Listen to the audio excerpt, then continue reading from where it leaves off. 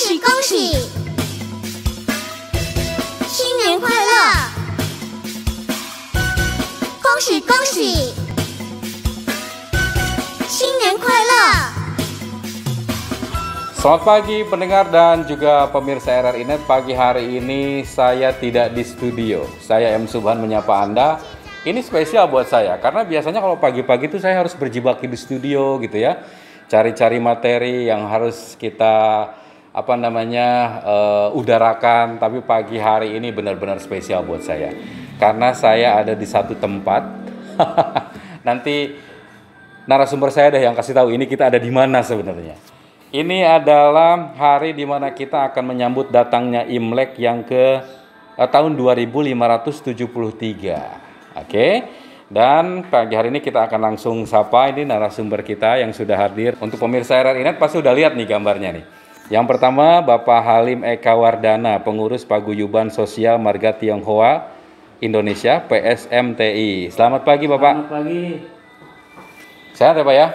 Alhamdulillah sehat. Sehat, sehat selalu. Ini pertemuan saya kedua kalinya nih kalau sama Pak Halim nih.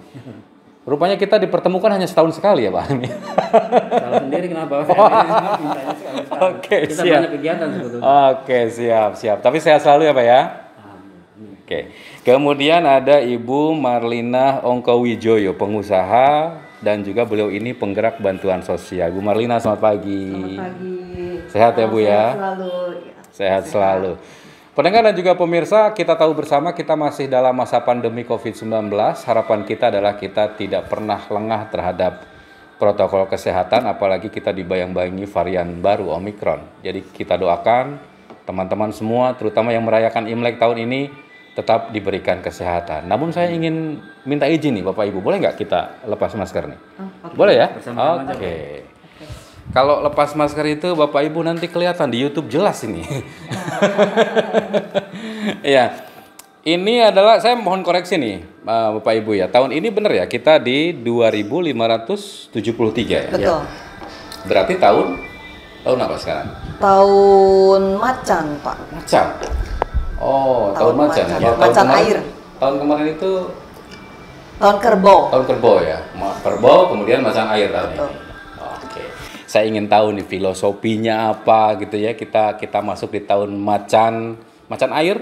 Ya. Macan air dan seterusnya. Sebelum nanti kita akan mengulik kedua narasumber saya dengan kesibukannya masing-masing ya. Kalau kita bicara soal Imlek, tentu setiap tahun juga kita merayakan Imlek ya Bu ya. Mungkin Ibu dulu deh. Apa sih sebenarnya makna yang bisa kita ambil dari perayaan Imlek yang tiap tahun kita rayakan, atau terutama tahun ini deh? Kira-kira apa ya maknanya? Makna dari Imlek menurut kita pada umumnya itu adalah kumpul di mana anak-anak bersama keluarga, bersama orang tua, ke wihara bersama kita. Karena kita orang Buddhis, tentunya kita ada sembahyang ke wihara. Dan juga ada acara makan bersama dengan keluarga. Ya, istilahnya kita kumpul-kumpul lah untuk saling silaturahmi antara keluarga. Mungkin itu ya. Oh, itu yang paling dirasakan. Maknanya lebih kepada kumpul-kumpul bersama keluarga inti mungkin ya? Mungkin dari yang anak-anak yang di luar kota mungkin bisa pulang, yang biasanya nggak pernah pulang gitu kan bisa datang silaturahmi dengan orang tua. Itu sih. Apa Bu yang spesial apa? Makan-makannya atau apa? Selain kumpul-kumpul? Kita mungkin bertemu dengan anak-anak ya. Yang itu susah dengan ya? Keluarga. Sehari-hari nggak? Mungkin agak Karena susah. mereka kan ada kesibukan masing-masing. Ada yang di luar kota, ada yang sedang kuliah, ada yang bekerja, di mana Imlek itu ya merupakan satu momen yang sangat penting bagi kita orang tua untuk bisa mengumpulkan anak-anak bersama kita. Salah satu momen istimewanya ya di sini. Di situ. Di Imlek itu. Walaupun sekarang lagi pandemi ya Pak, karena tahun kemarin kita nggak sempat ketemu. Oh, tahun kemarin sama sekali? Ya, karena ada COVID kan, jadi kita hanya Zoom saja bersama anak-anak. Oh, lewat gitu. Zoom saja. Betul. Tapi kan tetap nggak bisa menggantikan ya, harusnya mereka datang. Harusnya mereka datang. Dan diusahakan untuk tahun ini dengan setelah vaksin yang kedua, di mana kita diusahakan untuk mereka bisa hadir di sini. Paksa lah Bu ya, mereka harus datang lah. Harus datang. Harus ketemu betul. ibunya. Harus. Menyalakan lilin biasanya Pak di wihara. Ada lilin besar di sana. Nah, kita setiap tengah malam bersama anak-anak, keluarga, kita nyalakan lilin di wihara. Dan itu akan sangat berarti kalau keluarga bisa datang kan Bu ya? Iya. Rasanya gimana kemarin mereka nggak datang menyalakan lilin, jadi berdua aja sama Bapak? Iya betul. Kebetulan yang kecil karena memang kuliah sedang online Pak, jadi kita bertiga dengan yang kecil. Karena kebetulan putra saya kan ada 3. Ada 3. Iya, yang paling kecil ada sama ibu. Iya betul, karena masih kuliah waktu itu. Oke, Pak Halim. Ya. Kira-kira kalau dari sudut pandang Pak Halim gimana nih merayakan Imlek tahun ini, ada yang berbeda nggak dengan tahun kemarin? Sebetulnya sih perbedaan yang spesifik sih nggak ada. Tiap tahun kita akan merayakan ritual yang sama. Karena disejarahkan, berdasarkan sejarahnya kalau kita tilik ke belakang, itu kan sebetulnya perayaan Imlek itu perayaan menyambut musim semi, karena selama sekian lama kita dikungkung oleh musim dingin yang berkepanjangan. Nah, itu saat tiba musim semi itu kita sambut benar-benar, karena saat itu kita boleh bisa bertanam, bercocok tanam kembali. Karena pada dasarnya struktur tanah di Tiongkok dan di Indonesia nggak beda jauh, kulturnya kultur agraris ya. Gitu. Iya, karena jadi saat musim semi itu benar-benar disambut, karena di situ kita bisa bercocok tanam kembali. Nah itu awal dari tradisi seperti itu akhirnya akan berkembang menjadi tambahan-tambahan cerita yang lainnya. Akhirnya menjadi suatu perayaan yang harus dirayakan setiap tahunnya, dan itu adalah momen yang memang istimewa sekali, terutama momen seperti itulah momen yang ditunggu, karena biasanya kita berkumpul semua keluarga. Berkumpul semua keluarga dan juga kita berkunjung ke yang dituakan, yang kita hormati, selalu melakukan seperti itu ya. Hal-hal yang lainnya ya paling lebih bersifat pernik-pernik seperti makanan yang spesifik. Bahkan kalau masih ada tradisi seperti bisa dilihat di belakang ini, kita mungkin ada altarnya, kita juga ada sedia sesembahan seperti sayur-sayur, makanan atau buah-buahan yang spesifik. Biasanya ada dipersembahkan untuk leluhur kita. Bagus nih. Ini apa nih yang disebut apa nih? Ini namanya Kuan Kong ya. Kuan Kong. Iya. Apa ya? Kuan Kong. Dewa perang Pak. Dewa yang berani, jujur, membela kebenaran, itu lambangnya. Itu Kuan Kong itu ya yang luar biasa lah, jenderal perang. Oke. Bapak Ibu, kita masuk di apa namanya Imlek tahun ini adalah Imlek kedua, kita masih pandemi ya. Betul. Boleh nggak saya dapat gambaran perayaan Imlek sebelum pandemi itu kayak gimana ya serunya ya? Kalau kita kan hanya melihat ada barongsai mungkin ya, sebatas itu kan. Kalau kami ya ada barongsai, ada perayaan semua serba merah ya dong. Betul. Tapi kalau Bapak Ibu sendiri memaknainya jauh sebelum ada pandemi itu apa yang paling berbeda ya dirasakan? Mungkin Pak Halim yang mau menyampaikan. Selama sepanjang hidup saya memperingati hari Imlek itu memang seperti umumnya perayaan, mungkin kalau di umat muslim itu seperti lebaran. Itu saat-saat yang ditunggu memang. Karena itu saat dianggap hal-hal yang istimewa sekali, di mana semua keluarga berkumpul, kita bermaaf-maafan, kita menyediakan makanan yang lebih istimewa daripada hari biasa. Dan seperti umumnya juga terjadi di masyarakat Indonesia, kita juga memberikan yang dinamakan angpau ya. Itu biasanya dari orang tua ke yang lebih muda. Yang lebih muda. Biasanya memberikan begitu. Itulah kalau anak-anak biasanya sangat mengharapkan angpau-angpau seperti itu. Kalau kita berkunjung ke yang lebih tua biasanya akan selalu diselipkan angpau. Itu hal-hal seperti itu ya. Tapi umumnya sih biasanya yang kita lakukan tuh pada awal-awal pas hari Imlek tuh terutama kita sujud ya ke orang tua sebagai wujud bakti kita kepada orang tua. Kita mohon maaf dan kita mohon diberkati untuk kehidupan kita sepanjang tahun yang akan datang akan lebih baik. Biasanya seperti itu. Itu nggak beda jauh sih dengan masyarakat Indonesia pada umumnya. Pada umumnya yang sehari-hari juga mereka melakukan itu ya, tapi mungkin namanya saja yang berbeda. Di Tionghoa ada Imlek begitu ya. Dan ada itu Pak kue dodol keranjang gitu. Kue keranjang itu. Ya, itu kan setahun sekali. Okay. Ini kru tahun ini udah dapat belum kue keranjang? Oke. Anak muda datang ke yang lebih tua, mungkin mereka yang mungkin masih pada kecil, mungkinnya akan dapat angpau gitu ya. Iya, betul. Kalau ibu bapak masih dapat ya? Wah. Udah harusnya memberi kayaknya. Kalau di kita sebagai orang tua, anak yang sudah menikah biasanya memberi angpau kepada orang tua. Gitu. Kita orang tua memberikan angpau kepada anak-anak yang belum menikah gitu. Biasanya seperti itu pada cucu gitu. Dan kepada orang yang tadi Pak Halim sebutkan yang lebih tua dari kita gitu. Saya lagi nyari celah apakah saya dapat angpau atau enggak gitu. Pak Halim, Ibu juga nanti kita lanjutkan lagi ya, karena kita juga ingin tahu aktivitasnya sehari-hari ini. Sampai kemudian karena kita juga kan hidup bersosial juga ya Bapak Ibu ya. Di kanan kiri kita ada orang lain juga yang mungkin juga bukan keturunan Tionghoa. Betul. Kita hidup bersama-sama.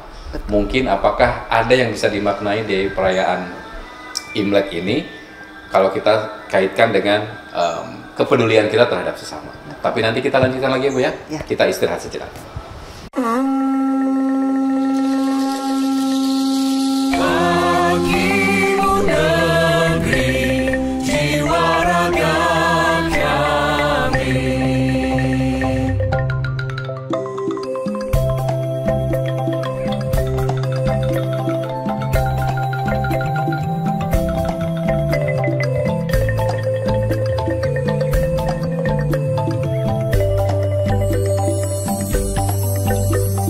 Indonesia tangguh, Indonesia tumbuh dengan 4 pilar kebangsaan. Pancasila, Undang-Undang Dasar 1945, Bhinneka Tunggal Ika, NKRI,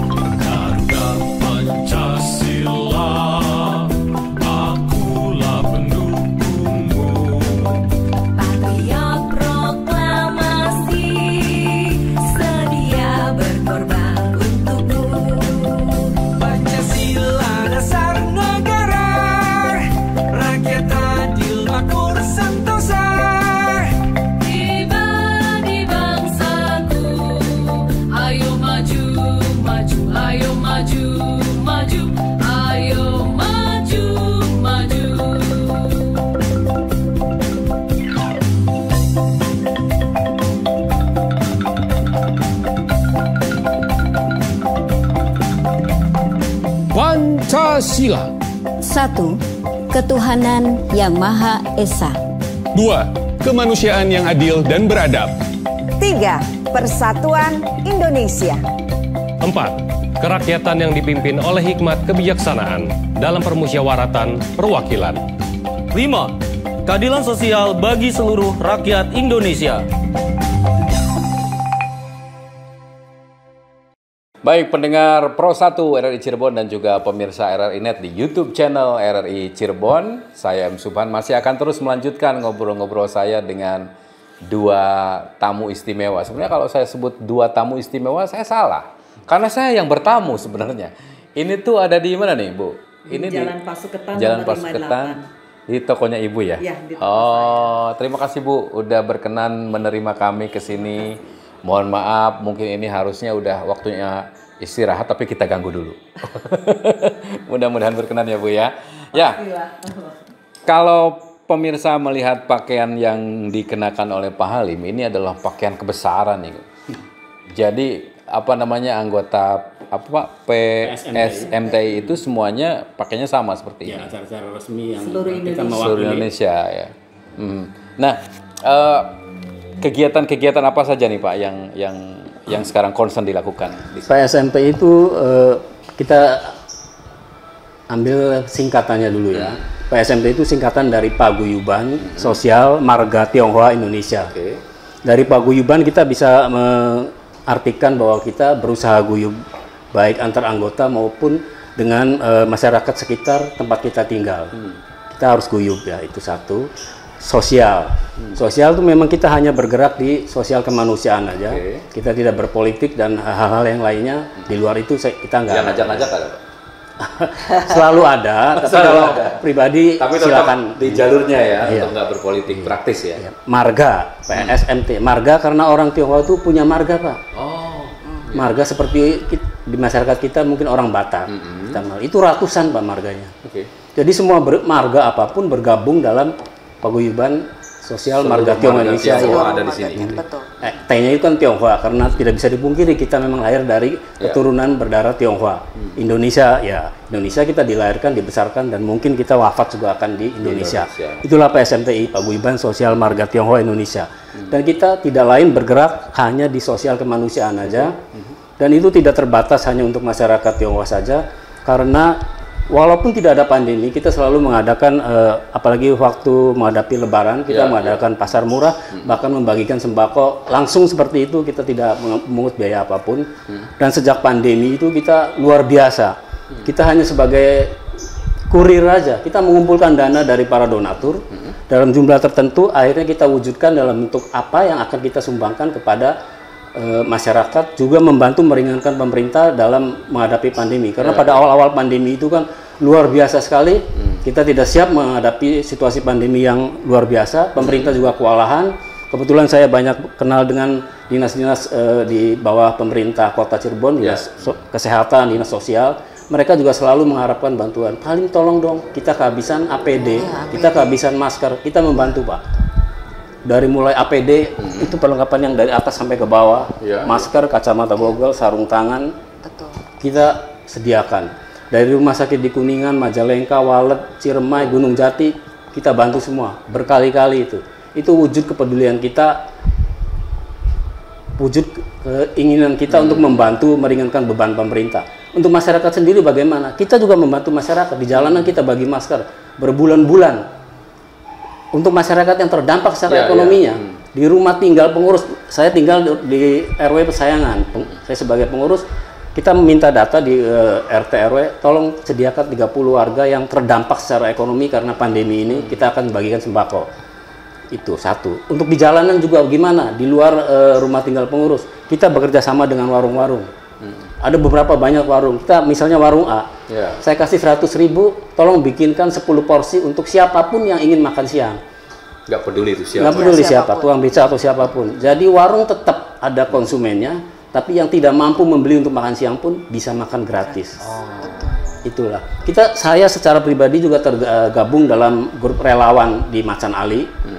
Itu banyak sekali yang kita lakukan. Saya juga ikut menyemprot desinfektan ke rumah-rumah, itu gratis. Silakan dipanggil kapanpun, gratis, kemanapun kita akan datang. Dan kita juga bekerjasama dengan NU, dengan Gus Durian, kita juga membagikan, kita partisipasi membagikan beribu-ribu bungkusan sembako. Itu kalau kita cek di satu-satu ini udah berapa lembar nih ya kegiatannya ya, banyak sekali ya. Dan itu tentu tidak akan terhenti ya, apapun yang terjadi ya Pak ya. Kita bukan hanya karena pandemi aja, hari-hari biasa pun kita selalu mengadakan kegiatan. Kita donor darah juga bukan hanya sekedar mengambil darah dari para pendonor, kita juga memberikan sesuatu yang bermakna bagi mereka. Selain nasi kotak untuk saat itu bisa memulihkan kesehatannya, kita juga memberikan paket mandi dan segala macam untuk dibawa pulang, take away. Kita memberikan juga menyediakan door prize, yang hadiahnya juga kadang-kadang sangat ditunggu oleh para pendonor. Selain itu kita bekerja sama, kolaborasi dengan Macan Ali, ada Pamali kan, Pagu ini dia Pamali itu pengobatan alternatif Macan Ali. Dia memijat. Jadi pengunjungnya waktu bulan kemarin, 2 minggu yang kemarin, hari Minggu itu luar biasa membludak. Kita manggil juga pejabatnya, saya panggil Ketua DPRD, Bu Eti, Wakil Wali Kota, datang selalu hadir. Itu bukti. Kita ingin membuktikan bahwa kita selalu membantu meringankan beban pemerintah. Karena pemerintah kelihatannya memang kewalahan. Dan bahkan memang waktu harus dibantu, ya. Waktu vaksinasi juga kita beberapa kali mengadakan vaksinasi. Walaupun kita tuh dalam tanda kutip yang ngemis minta vaksinnya, berbulan-bulan baru dapat, akhirnya kita dapat sekian ratus, kita menyelenggarakan terutama untuk lansia. Dan itu tidak terbatas hanya untuk etnis Tionghoa saja, terbuka untuk umum. Nah, itulah bukti kita ingin membantu meringankan pemerintah, juga membantu mengurangi beban masyarakat yang terdampak ekonominya. PSNPI selalu akan bergerak dalam bidang sosial kemanusiaan seperti itu. Kita hanya sebagai kurir aja, ngumpulin dana, dibagikan kembali. Kurir Tuhan, Pak. Amin. Amin. Oke, sepertinya pagi hari ini kita tidak bicara hanya sekelompok Tionghoa nih. Kita bicara Indonesia, ya. Betul. Bahkan kalau saya bedah dada mereka ini, kayaknya yang akan muncul tuh bendera Indonesia ini. Betul. Bukan lagi bendera Tionghoa, bukan lagi apa gitu, tapi Indonesia. Terima kasih Ibu Bapak untuk itu. Saya ke Ibu. Saya memang tidak begitu banyak membaca referensi tentang Ibu, tapi beberapa di antaranya, misalnya Ibu itu orangnya gemar menolong. Apa Bu yang membuat Ibu senang melakukan hal-hal seperti itu? Bisa saja kan kalau Ibu mau nolong, Ibu adalah keturunan Tionghoa, udah Tionghoa aja yang saya tolong, nggak usah apa tadi menyebutnya ya, Indonesia asli. Ibu juga Indonesia asli, Bu. Kita semua Indonesia asli, ya. Tapi apa Bu yang membuat Ibu senang begitu? Pertama, saya lahir di Indonesia. Oke. Saya besar di Indonesia. Saya cinta Indonesia. Dan keluarga saya sudah berbaur. Jadi dari keluarga saya ada yang menikah juga dengan orang Indonesia asli. Keluarga kita ada Kristen, Buddha, Katolik, dan Islam dari keluarga saya. Jadi hampir Pancasila. Dan saya dulu sekolah di negeri. Saya juga dibesarkan di lingkungan, di perkampungan dan dekat masjid. Jadi saya juga berbaur dengan mereka. Jadi di dalam perjalanan hidup saya juga banyak bergerak di bidang sosial bersama, karena saya backgroundnya awalnya dari perbankan. Jadi kita ada satu wadah di situ yang kita juga bisa membantu kepada ada dana yang kita bisa berikan kepada yatim piatu, kepada yayasan-yayasan, dan mereka kebanyakannya yang kita bantu adalah dari Indonesia asli, masyarakat gitu. Dan di samping itu kebetulan saya ada donatur yang menunjuk saya secara pribadi untuk menyalurkan dari mereka sembako ataupun barang-barang yang lain untuk disalurkan kepada semua masyarakat yang membutuhkan. Jadi kebetulan saya berkenalan dengan orang-orang yang di daerah, seperti daerah, karena saya dulu lahir di kampung Kesunean. Ya, saya ada jompo-jompo di situ juga, yang jompo-jompo sudah tua ya di situ. Nah, kita bagikan sembako itu kepada mereka. Kepada mereka, kampung Kesunean Selatan, Kesunean Tengah, dan juga bahkan saya berikan kepada orang-orang yang mereka memang membutuhkan. Kita berkeliling lah Pak, intinya. Dan tidak peduli Tionghoa dan atau bukan? Tidak peduli Tionghoa atau bukan. Dan saya berkomunikasi dengan RW atau RT di setempat. Itu dia yang saya ingin tanyakan. Kenapa Ibu nggak milih Tionghoa aja deh? Karena kita semua masyarakat kan sama Pak, tidak dibeda-bedakan.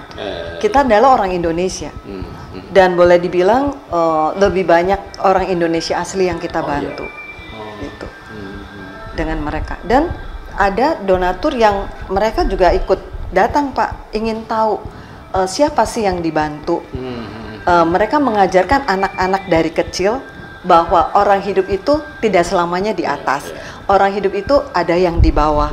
Jadi mengajarkan mereka dari kecil itu bahwa ini loh, orang ada yang susah, makanya kita harus bantu mereka, harus kasih sama mereka.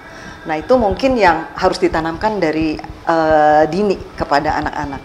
Kemarin saya sempat bantu 100 sembako di kampung Kesunean, ya saya salurkan dan mereka datang. Ada yang disabilitas, ada yang yatim piatu, ada yang cacat, ada yang jompo, itu kita bagi kepada mereka dan kita simbolis, sisanya kita serahkan kepada RW di situ. Dan saya melihat memang daerah itu daerah yang kurang gitu Pak, yang harus dibantu. Di daerah Samadikun juga sama. Jadi kita mencari Pak, untuk membantu itu kita mencari, berkomunikasi, mana-mana yang ini nanti saya tanya ke donatur, ini ada yang mau dibantu, mereka selalu siap. Apa sih Bu yang mengawali Ibu atau Bapak, karena dua-duanya saya yakin punya jiwa sosial yang tinggi begitu ya, membantu bukan hanya mereka yang keturunan Tionghoa tapi juga semua gitu. Awalnya itu gimana Ibu ya? Triggernya apa yang membuat Ibu merasa bahwa sekarang kok jadi nyaman berbagi gitu? Iya dong, kalimatnya boleh gitu ya. Jadi nyaman sekarang kalau berbagi itu jadi nyaman gitu. Apa ya? Kalau saya terus terang aja mencontoh dari orang tua saya Pak. Orang tua saya itu walaupun dulu kita hidup susah, Pak di Kesenean gitu. Saya nggak percaya kalau bagian ini. Serius? Betul, saya hidup susah. Kalau mau cerita panjang Pak, harus ada session sendiri ya. Dari situ mami saya walaupun dalam kekurangan, mami saya selalu bisa memberi orang lain. Dan kalau di kampung saya, kalau ada yang meninggal, itu kan biasanya pakai mic di halo-halo meninggalin. Nah, mereka minta beras kan. Dibagi mereka ada sumbangan, kita bagi beras atau bagi uang gitu. Ada dari RT atau RW-nya yang keliling.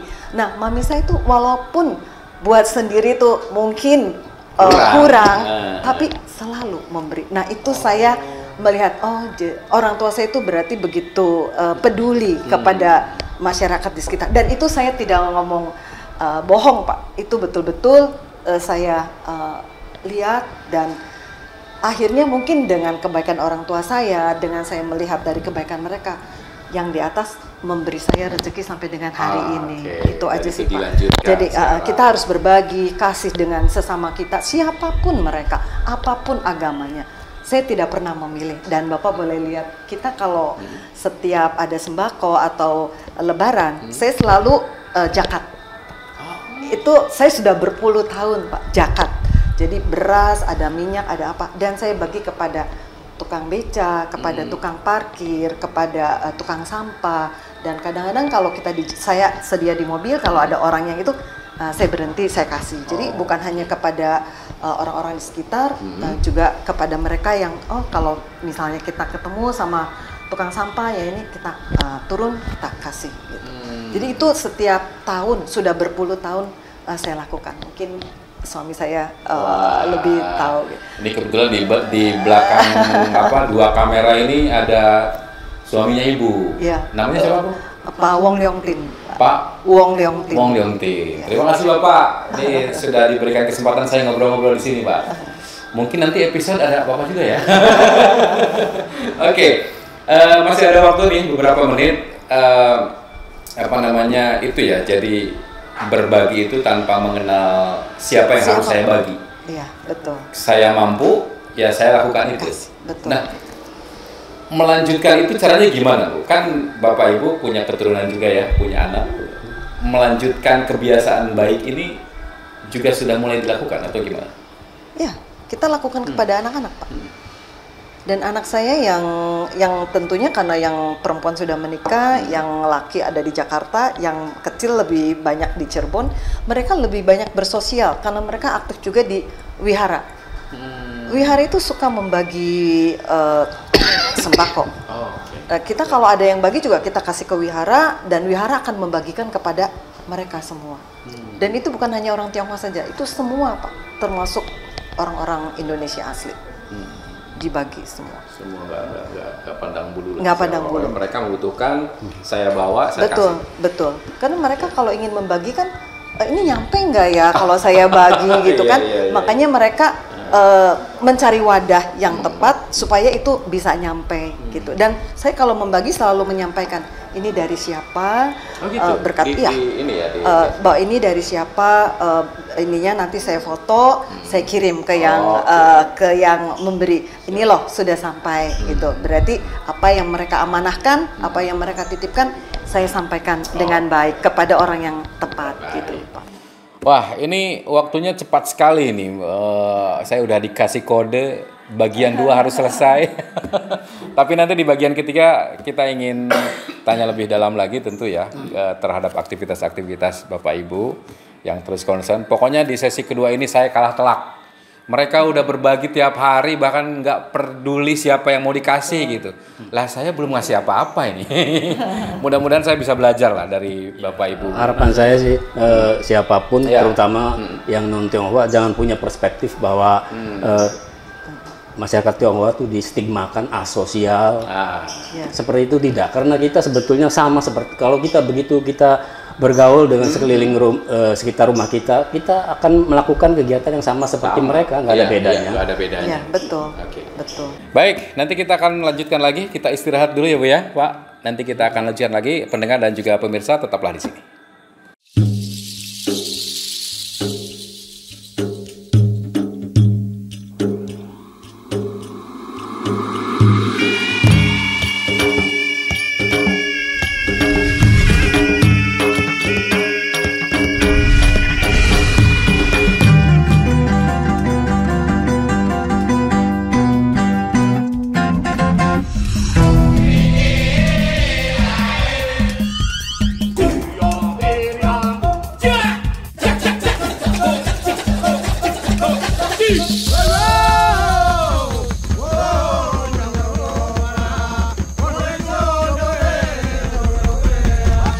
RRI.net, radio visual, tonton yang Anda dengar.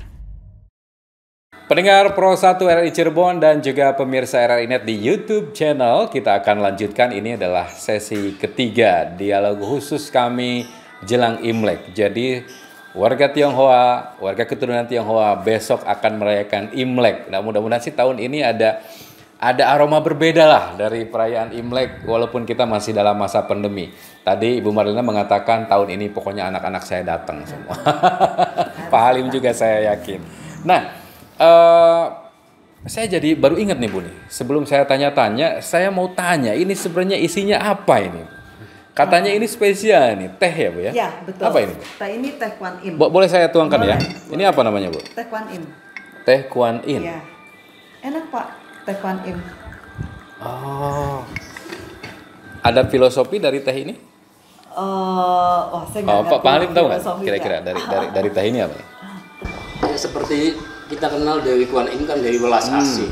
Ya mungkin filosofi yang kita dapat ini mengekspresikan welas asih kita pada sesama, apalagi pada Anda sebagai tamu istimewa kali ini. Menularkan rasa welas asih kepada sesama. Ya. Dewi Welas Asih. Dewi Welas Asih. Oke, kru nanti ya, habis ini selesai ya.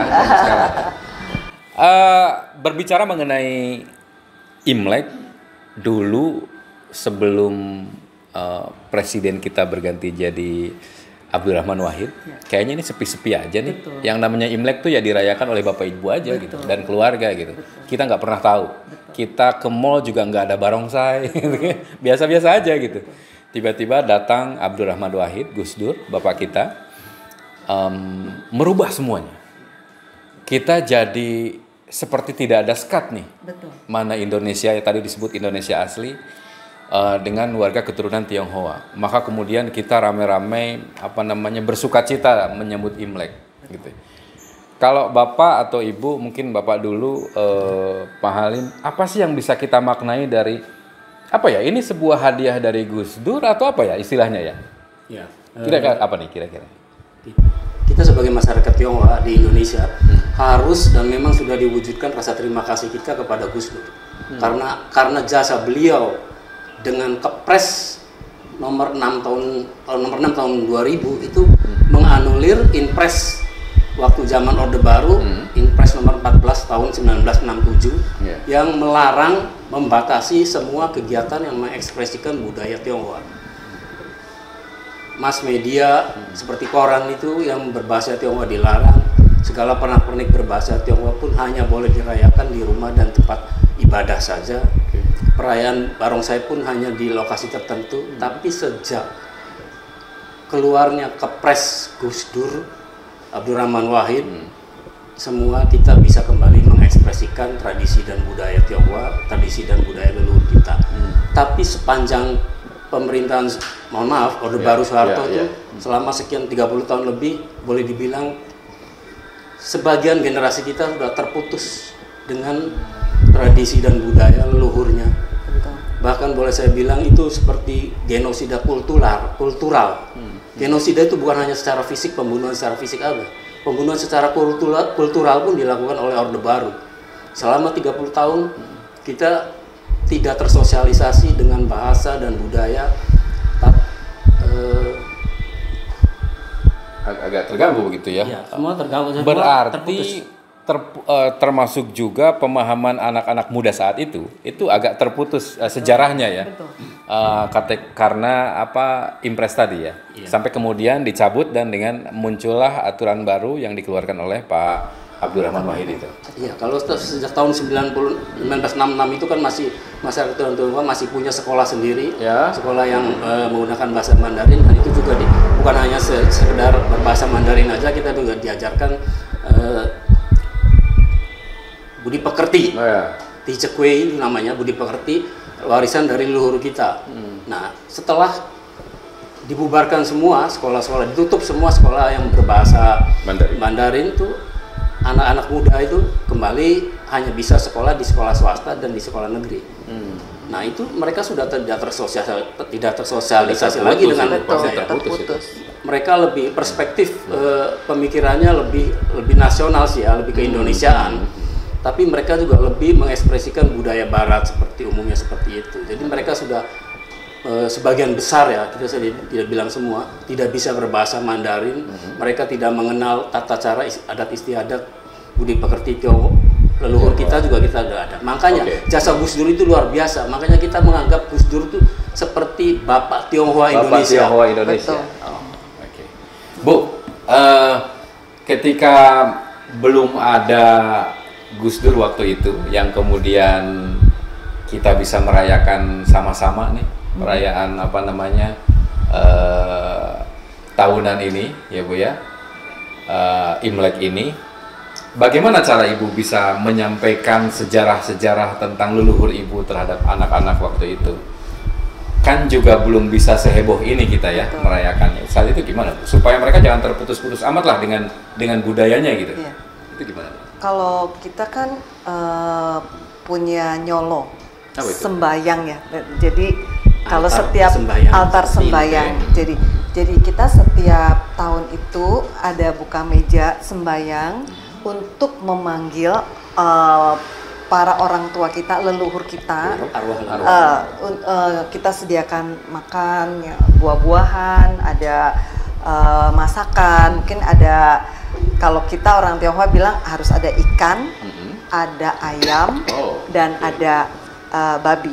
Itu samseng disebutnya. Darat laut udara. Dan itu mungkin ada artinya. Nah, itu setiap tahun mereka harus datang dan sembahyang. Kita buka meja sembahyang bersama dengan anak-anak gitu. Dan setelah itu, setelah sembahyang, karena itu kan malam Imlek, kita sorenya ke wihara bersama untuk sembahyang di para dewa-dewa itu. Ya, disitulah kita satu kebersamaan bahwa kita biar bagaimana harus ingat bahwa kita punya leluhur, kita harus sembahyang, kita harus ingat mereka gitu. Itu yang kita lakukan setiap tahun bersama anak-anak. Dan tentunya karena yang agama Buddha itu di keluarga cuma saya, kakak-kakak saya datang ke sini untuk sembahyang. Gitu. Gitu. Itu yang bisa kita maknai dari kemudian boleh perayaan ini dirayakan bersama-sama oleh masyarakat Indonesia ya, yang tadinya hanya sebagian kecil saja di komunitas ibu bapak begitu ya. Sekarang semua orang bisa merayakan Ibu. Betul. Perayaan ini gitu. Jadi semua jadi berwarna-warni gitu ya. Ini mudah-mudahan sih tahun ini akan jauh lebih berwarna ya Bu ya. Harusnya ya. Dan juga menurut saya sekarang barongsai, liong itu bukan hanya orang Tionghoa yang ikut memainkannya. Orang Indonesia asli itu mereka lebih banyak dan lebih berminat sih menurut saya di dalam kegiatan barongsai dan liong itu. Jadi kita benar-benar sudah berbaur Indonesia satu, Pak. Indonesia satu. Tahu AKMI itu, Ya, tahu ya, AKMI ya, itu ya, kan ya. sering partisipasi perayaan Imlek, dia mengeluarkan liong. Satu pun nggak ada orang Tionghoa. Oh ya? Ya, Yang membina orang Tionghoa, yang main tapi mereka. anggotanya orang AKMI, Oh. gitu, orang angkatan laut. Bukti bahwa Gitu. budaya kita juga diterima oleh masyarakat sekitar, ya kita penduduk asli Indonesia. Oke, baik. Ini bagian yang sebenarnya saya nggak suka ini nanyanya ini. Tapi mau nggak mau harus saya tanyain dan ibu bapak harus jawab. Sejauh ini setelah kemudian kita sama-sama merayakan Imlek ya, ibu bapak masih merasakan nggak sih ada sebagian dari kita yang masih menjaga jarak? Paham nggak maksud saya? Menjaga jarak dengan apa yang disebut tadi Indonesia asli atau ibu bapak sebagai keturunan dari Tionghoa, ibu bapak masih merasakan itu kan? Ya. Ibu dulu deh. Ada, Pak. Tetap ya masih ada. Ada. Tapi kalau saya sih nggak terlalu istilahnya bukan cuek ya. Jadi pokoknya kita niatnya baik, kita niatnya tulis apapun yang mereka itu ya pokoknya kita mau bantu ya bantu, apapun yang mereka pikirkan terhadap kita nggak peduli. Kalau saya itu Pak, jadi saya selalu lakukan itu. Misalnya saya bantu orang terus dia gimana ya pokoknya saya intinya mau membantu mereka. Tapi kan yang baik lebih banyak pasti. Yang baik lebih banyak. Pasti yang itu. baik lebih banyak. Tetap kekuatan baik itu akan jauh lebih banyak ya. Bi? Dan mereka banyak yang berterima kasih kok Pak. Kalau misalnya itu, terima kasih ya Bu, terima kasih. Ya kita berbagi berkat lah dengan mereka. Gitu. Oke. Ya. Sebetulnya stigma negatif yang kadung melekat pada keturunan Tionghoa itu sudah puluhan tahun, mungkin ratusan tahun. Itu yang membuat mereka mempunyai perspektif yang negatif terhadap keturunan Tionghoa.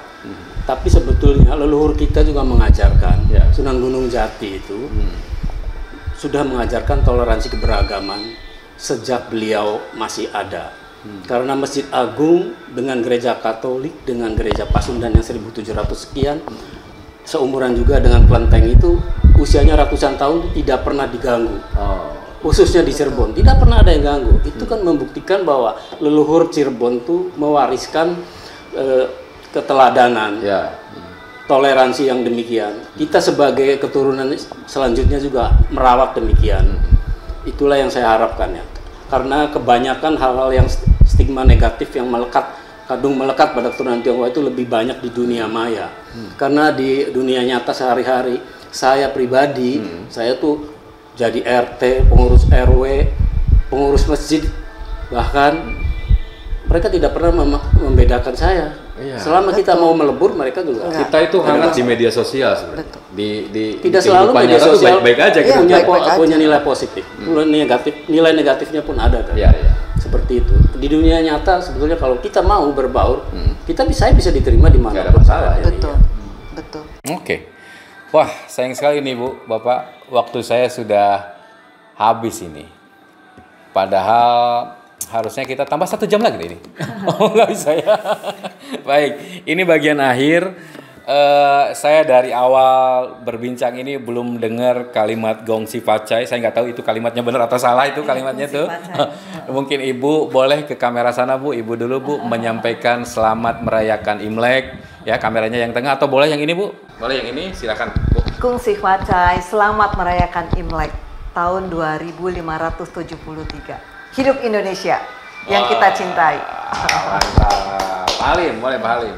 Sinen Kuala, Gongsi Pacai. Sinen Kuala itu berarti kita selamat menyambut tahun baru, dan Gongsi Pacai itu berarti supaya berkah berlimpah di tahun yang akan datang itu. Dan bukan buat kita saja, tapi buat semua masyarakat di sekitar kita. Itu harapan saya. Terima kasih. Oke, baik. Pak Halim, terima kasih. Sama-sama, Mas. Ibu juga terima kasih. Saya menginginkan Bapak Ibu ini tidak pernah berhenti berbuat baik. Amin. Mudah-mudahan dari meja ini juga saya banyak belajar. Setelah ini saya akan lebih banyak berbuat baik. Belajar dari Ibu dan Bapak gitu ya. Dan pendengar, di tengah-tengah tadi saya sempat mengatakan kalau dada mereka itu kita belah, maka yang akan muncul adalah bendera Indonesia. Karena kita memang orang Indonesia dan kita sangat mencintai Indonesia. Selamat merayakan Imlek untuk tahun ini dan semoga keberkahan serta kebahagiaan selalu menyertai kita semua. Saya M. Subhan undur diri. Selamat pagi.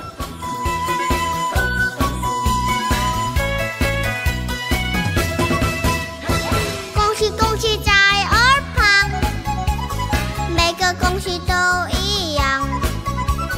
听了千万遍都不厌，多一遍又何妨？